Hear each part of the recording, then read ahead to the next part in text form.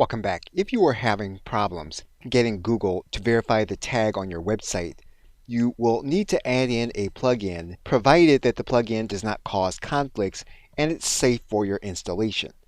Anytime that you're going to install a plugin to your WordPress website, you do want to make sure it's going to be safe for your installation as well as all of your other plugins. Now, if that is the case and you verified that, you're going to go to Add Plugins. We're going to type in Tag Manager. You're then going to see a plugin here called SiteKit by Google.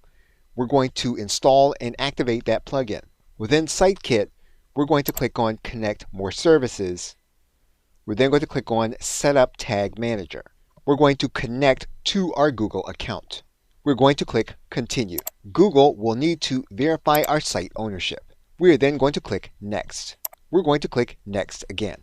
We're now going to click Go to My Dashboard. We're going to confirm our account in SiteKit. We are now set up on Google Tag Manager. You should then be able to test your landing page, and that is connected to the Google Tag Assistant. And you should see this message in the bottom right-hand corner saying that your Tag Assistant is connected and that your tag can be seen in your Google Ad account. Okay, so with that, thanks, and I will see you in another video.